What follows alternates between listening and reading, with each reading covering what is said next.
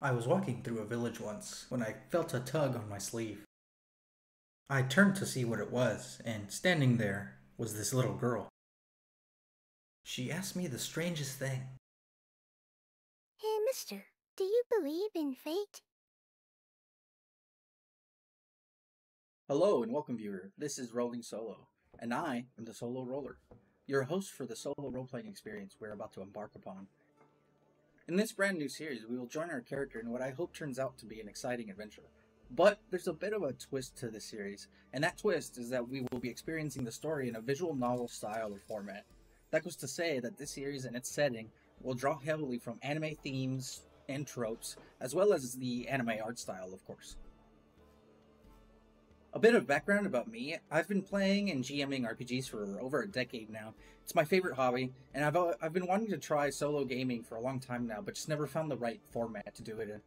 In my own games, 90% of the time I end up being the one GMing. Not that I'm complaining, of course, I love being a GM, but solo role-playing is a different beast, however, and even though I've tried it in the past, I just never found that it came naturally to me like with normal GMing. Maybe that's just me, but with this series, a bit of an experiment, I will admit. I hope to have a lot of fun, and I hope you enjoy the VN format. I think it'll be pretty interesting to see how it all turns out. Having said all that, let me give you a bit of detail on the basics regarding setting and the tools I'll be using. Fabula Ultima will be the system we use, and its default high fantasy template is going to be the foundation for our setting. Fabula Ultima is a RPG inspired and built in the spirit of the classic JRPG genre. It also gets a lot of inspiration from fantasy anime.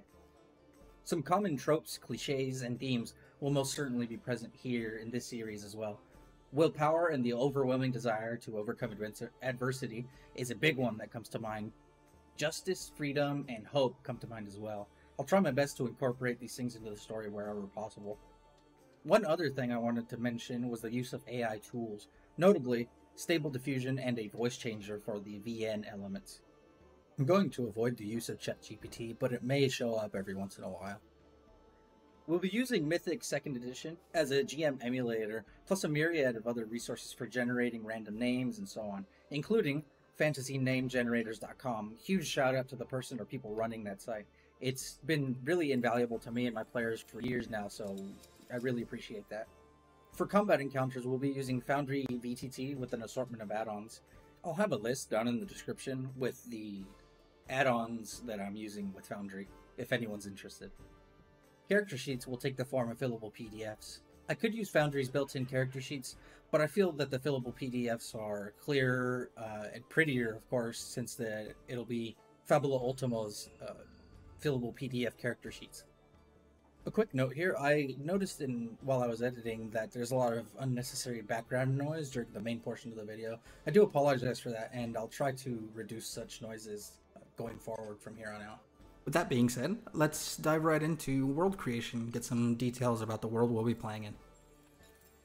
This is a world sheet, Fabula Ultima's world sheet, in fact. Up here, we'll just put in Solo Anime RPG, since that's exactly what we'll be doing.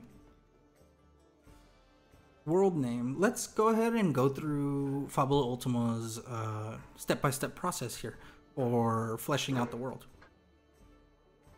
So number one, choose a shape for your world. Let's see. Well, world name and shape. For generating names, I've decided to use FantasyNameGenerators.com, a great resource for any GM, player, etc. Completely, wholly recommended.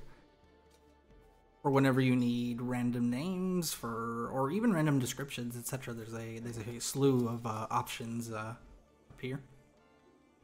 But for the world name, I think the continent name generator could give us some pretty good results. So I'm gonna hit it once, get a new set of names, and we'll see if anything is of interest to us. Since I've decided to go with a French theme for a lot of the names, at least for the area that we'll be starting in, I think Treoblin, excuse my horrible accent, but Treoblin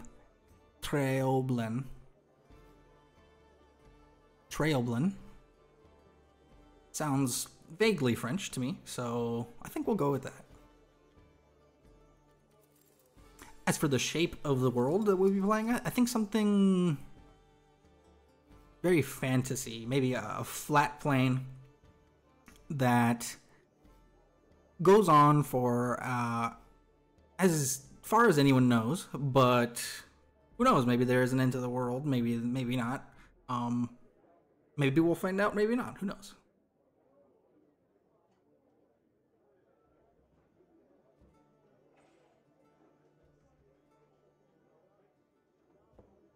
Step number 2 says, grab a map sheet that fits your concept. For the purposes of this, I don't necessarily want to map out the adventures or anything like that. It makes the experience a little less granular and more abstract, which I like. Step 3, what is the role of magic and technology in your setting? So, going with a bit of a Final Fantasy inspiration, I think the presence of Magitech, essentially a synergy between magic and technology, super interesting. I love that idea, so I'm just gonna go with that. High magic, budding technology, maybe steam engines, something along the lines of that, and then a lot of synergy between the two. Stuff like flying airships and things of that nature. Maybe jetpacks. That's a little bit out there, but who knows, there's flying airships. Alright, step 4. Create the major kingdoms and nations of your world. For this, I've decided that I'm just gonna roll a d4 plus 2, and that's how many large factions, organizations, or kingdoms are present in the game when we start. Not necessarily known to the character, or maybe not necessarily relevant, but that's what's currently present in the known world. For that, we go over to Foundry, and I'm just going to go ahead and roll a dice. D4 plus 2. Alright, so 3. We're going to generate 3 kingdoms, nations, or organizations. So, I love the whole randomization aspect of this, and I think I'm going to lean into that for the entirety of this series, just to give myself more inspiration, and I may not be terribly creative, so it helps me an immense amount. So, for the first organization or kingdom or whatever it may end up being, I'm going to roll a d6. 1 to 2, it's a kingdom. 3 to 4, it's a nation that isn't, I suppose, governmentally maybe a kingdom. And 3, it's some sort of organization at play in the area. Oh, sorry, I still had the plus 2 there. Rolling again.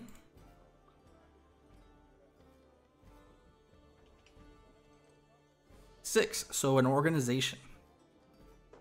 So we have an organization to start with. Let's see what kind of organization they are. I'm going to roll on the identity table for characters. Maybe that can give us a better idea of what kind of organization this might be. Ooh, okay, a 1 starting out. Abandoned hero. Okay, abandoned hero. What does that tell us? An organization of abandoned heroes. Heroes that were abandoned. Okay. What does that tell us? Maybe it's an organization of abandoned heroes. Oh, maybe it's an organization that makes sure heroes are not abandoned. I like that. That sounds cool. Maybe it's some sort of... maybe something akin to a veterans organization. Something that helps heroes as they go. Maybe a guild of some sort. Perfect. Perfect.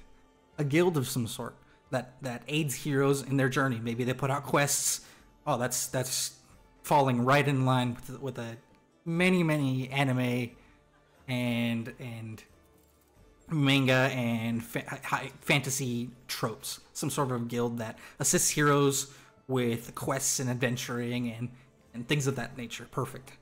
Let's go ahead and plug that into our sheet.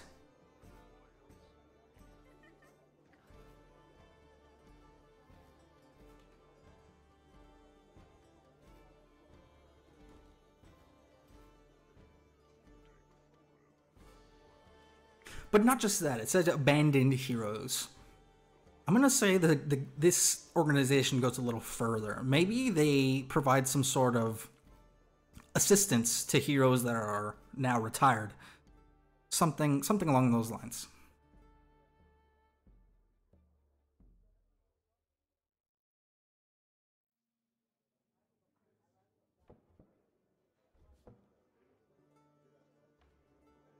Yeah, that works out. I really like that. Going along with the French theming, let's come up with a name for this organization. And we see here that Fantasy Name Generator actually has a guild name generator and even a French version of it. Perfect. Les Vétérans du Jaguar, if I'm pronouncing that right. Again, forgive my horrible, atrocious French accent, but I think you'll be hearing it a lot more once we get into the game proper. Les Vétérans du Jaguar. Okay, that's cool. Les Vétérans du Jaguar. So, obviously some sort of crest or symbol with a jaguar on it, maybe leaping, maybe kind of a side profile. We'll see what happens with that. All right, so I'm happy with that. Les Vétérans du Jaguar, an organization that assists heroes with quests, equipment, etc., but also, in addition to that, provides assistance to heroes that have either retired, been injured, or infirm, and whatnot. So I'm imagining Les Vétérans du Jaguar are some sort of guild or organization that has either hospitals or clinics or centers of care dotted around the landscape. They employ nurses, doctors, healers, magical healers, and people of that nature to look after adventurers, because that implies to me that adventurers are pretty important in this world, and that the fact that an entire organization has been established to take care of them says to me that this world is either very dangerous. There's the natural, the environment can be dangerous, so adventurers are kind of a fact of life, maybe. I like that. We'll see where that goes. All right, so next we will generate our second organization. Rolling a d6 for that. Another organization. Let's see what this one's all about. Again, I'm going to be rolling identity. 97 gives us victim. Wanderer. Victim. Wanderer. Wandering victim. My first instinct tells me it's some kind of criminal organization that preys on wandering victims. Maybe some kind of bandit crew that's big. Some kind of bandit crew that has established themselves in the area and preys upon caravans, travelers, people going to and fro from bigger destination cities, whatnot, bigger towns, villages. Yeah, I like that. Some sort of criminal organization. For this, I'm actually going to generate a English name, just to throw in something a little different. Now, I don't want everything to be French sounding, so let's click on this guild name generator a few times and see if we like what pops up. All right, so Twin Cloaks. I like that. A bandit organization, criminal organization that preys on victims. Preys on victims, of course. A criminal organization that preys on travelers going to and fro larger destinations. They prey on people on the road. And they're called Twin Cloaks because that's just a thing that they do, I guess. Maybe these bandits will collect the cloaks off of their victims and wear two at a time. Or maybe rip them in half, I'm not sure. But that sounds somewhat interesting, so we'll go with that. Twin Cloaks, a bandit organization. Let's go ahead and plug that into our sheet.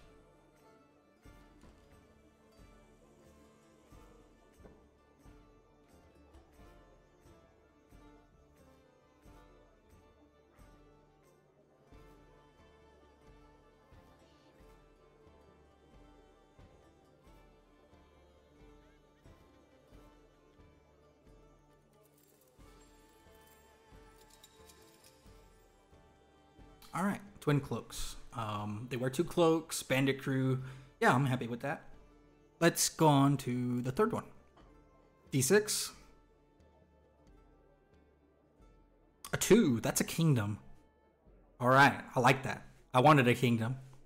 Okay, so thinking about it a little, I don't think I'm gonna roll identity for this one, since I think it's cool to have some sort of kingdom, some sort of aristocratic like monarchy in place, especially for like a French themed landscape.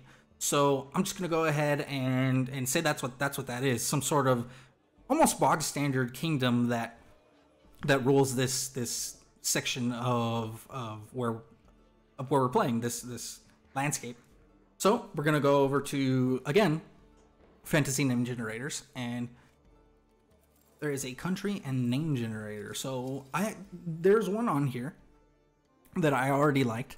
Eprenay. That sounds French to me, so I think we're gonna go with that. The Kingdom of Eprenay.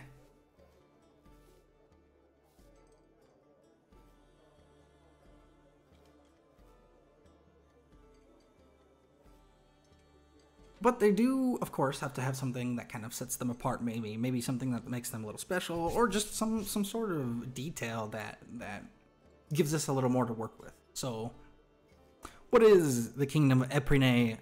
What is the Kingdom of Eprenay known for?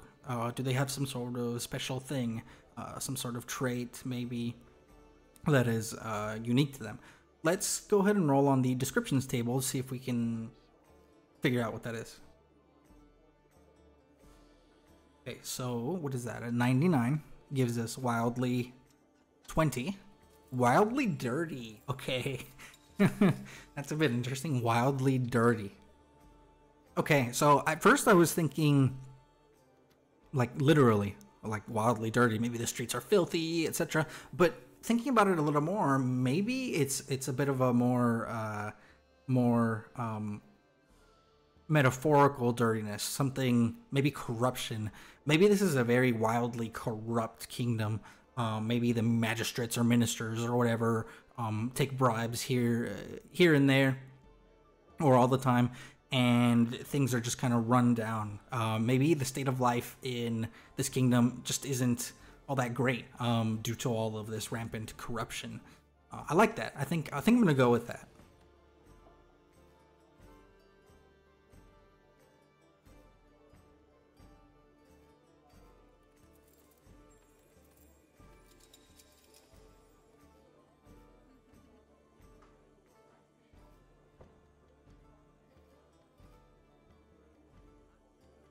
Okay, so the Kingdom of Eprenay, the de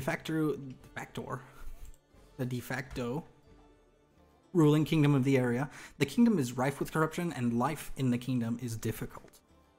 Okay, cool. So that's step 4 done. We have a few big players or organizations that really work out. I think they fit perfectly.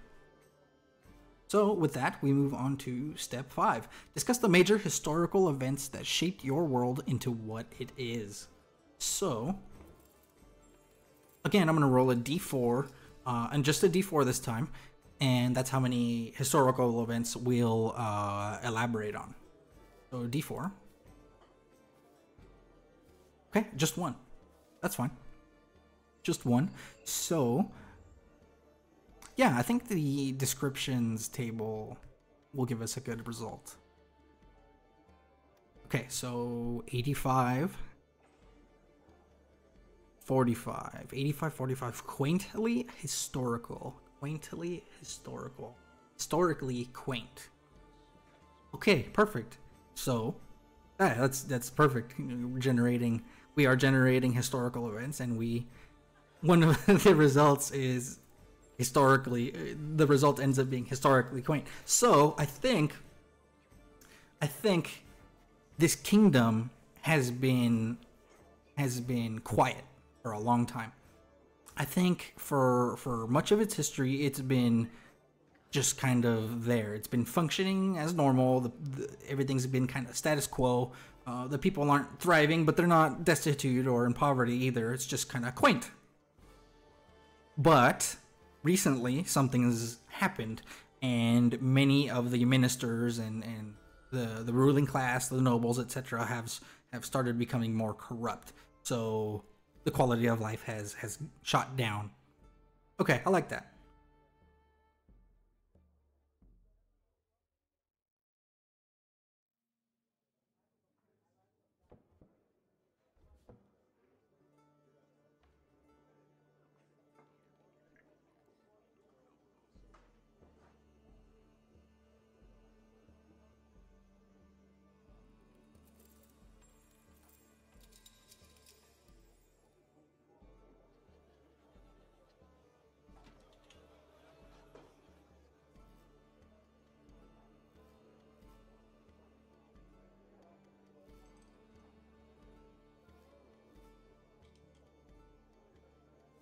Oh, okay. So maybe because of this rampant corruption, maybe because of all of the strife and poverty going on, that's why the Twin Cloaks have come into being. They're obviously unhappy with the state of affairs, and maybe that's why they took the bandage tree. I like that. I'm gonna add that.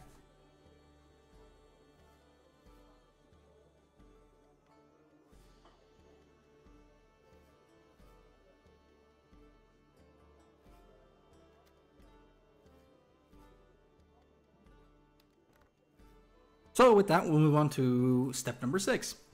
What are the great enigmas and mysteries of the world? This one should be pretty fun here. So again, we'll just roll a d4, and that's how many we will generate. Typically, you would have for the historical events and for this step, we would have everyone at the table, all the players, and even the GM, of course, contribute their own entry and their own historical event or enigma or mystery. But of course, I'm substituting that with just a die roll, and we will generate that many according to whatever we roll.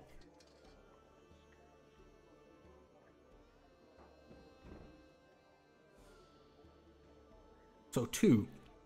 So I'm gonna come up with 2 enigmas or mysteries of the world. So for the first one, we're gonna go ahead and roll on the descriptions table. 17, coolly. 19, coolly defeated. Coolly defeated. An enigma or mystery. Coolly defeated. Coolly defeated. Okay, so some sort of mystery or enigma. Who was coolly defeated? I'm wondering. Okay, who was coolly defeated? Let's roll on identity and see if we can come up with something. 53 gives us a lackey. 31 gives us a lackey explorer that was coolly defeated. And this is supposed to be some sort of enigma or mystery of the world. Okay, lackey explorer. Since this is supposed to be more world related, mystery of the world, or enigma, whatever, I'm thinking lackey explorer. Maybe it was the lackey, quote unquote, or maybe the avatar of some god of exploration. Okay, and he was coolly defeated. Okay, yeah. So he's an avatar of a god. He represents the power of a deity. So I think the mystery is, what could be powerful enough to defeat something like that? What could be powerful enough to defeat the avatar of a deity, of the god of exploration? Let's go with that. That's the mystery. That's a legend of this setting of the world. The god, the avatar for the god of exploration, was defeated in a cool way. Not cool as in like that was cool, but like in a coolly defeated as in easily defeated. What could defeat the god? What could defeat the avatar for the god of exploration in such an easy way? Yeah, I like that. That's one of our worldly mysteries.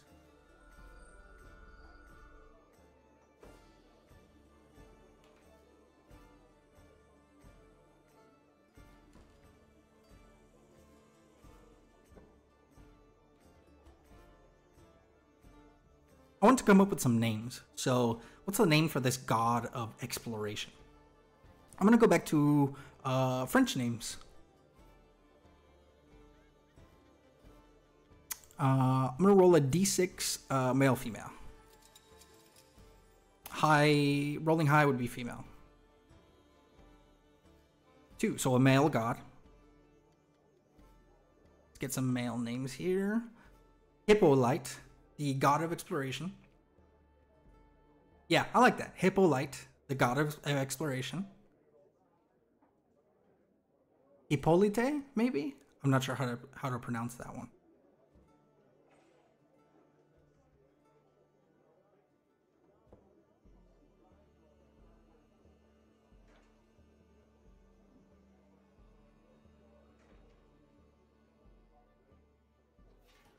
What was this avatar's name? Again, let's see if they were male or female.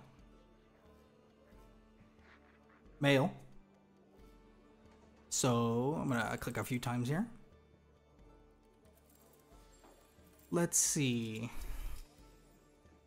Bernier, I like that. Bernier. Bernier. Bernier. The avatar of Hippolyte.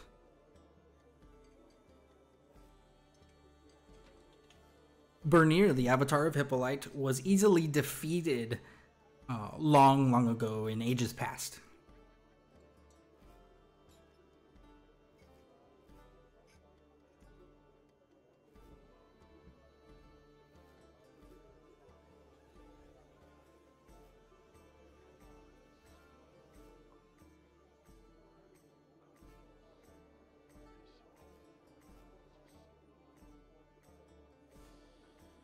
Okay, so that's our first one. Let's get a second one. I'm gonna roll action this time. 32. Deposit. 48. Deposit intellect. Okay, deposit intellect as a mystery. Oh, okay, perfect. Perfect. There's a legend or a mystery. There's a mystery of a very, very real one, I guess. There's a very, very real mystery of who deposited intellect into the world. Who, maybe there's no like father god. Maybe there's no creator god. I like that. Let's do that. That's just the legend of the world. No one knows, or people have theories, of course, but no one knows for sure what brought about the emergence of intelligence long ago in this world's past.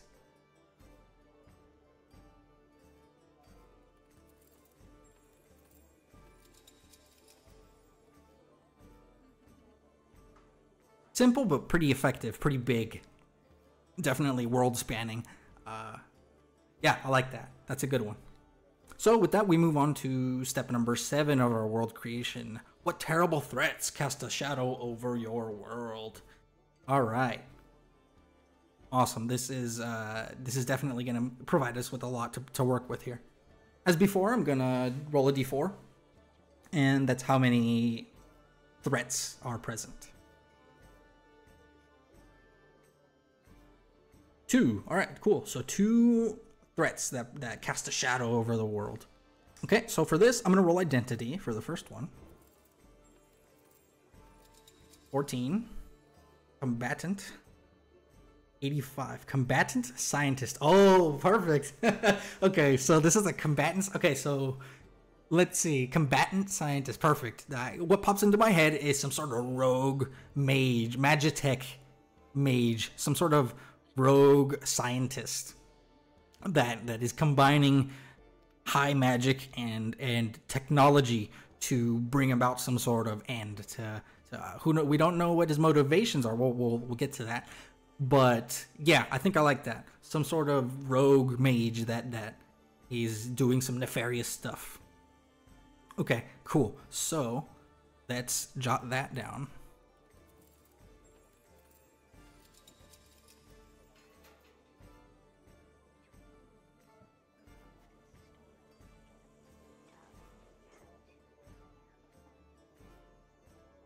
This rogue magitech scientist,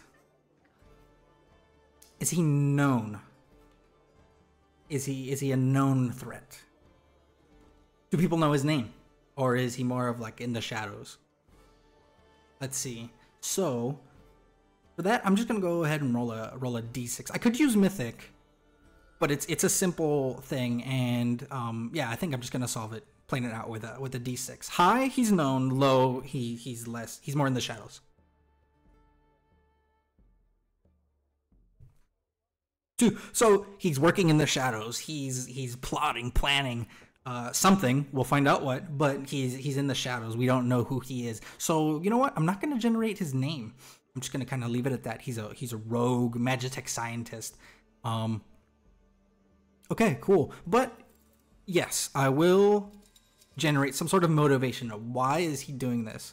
What does he want? Let's go ahead and roll on the simply character motivations. 49, innocent.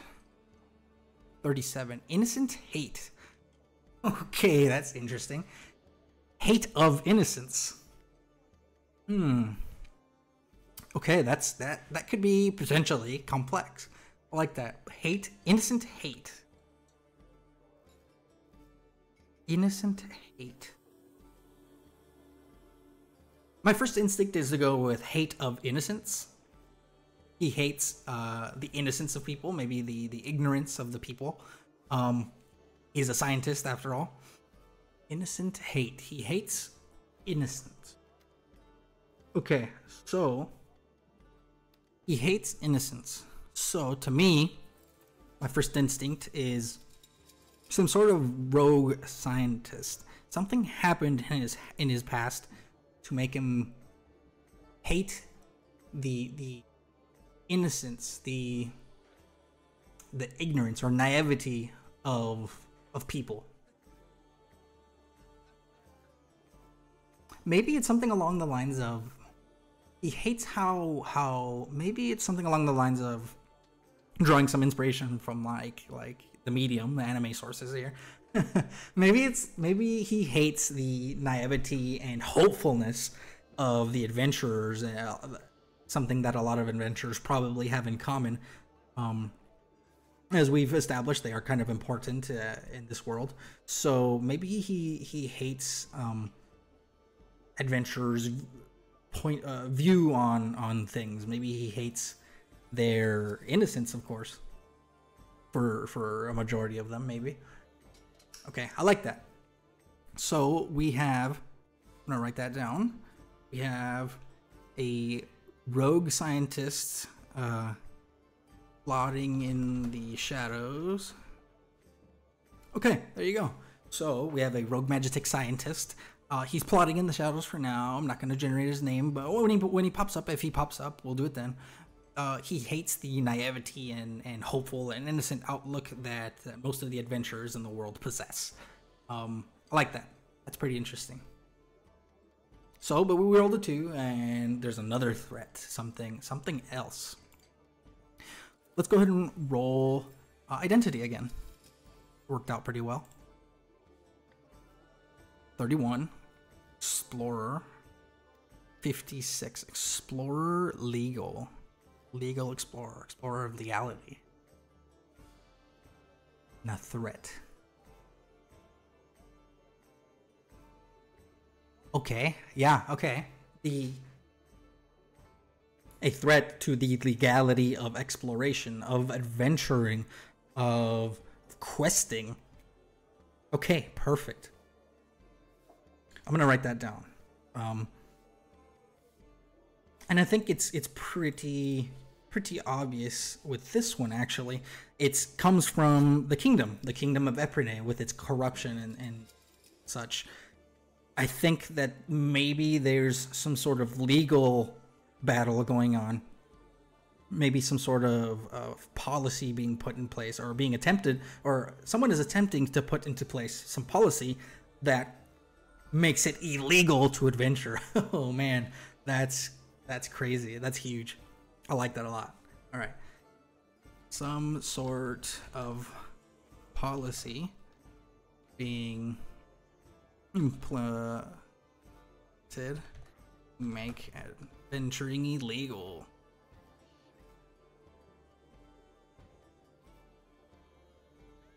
Oh, that's perfect. That's literally that's all you need for that one. That's perfect. That's a huge threat.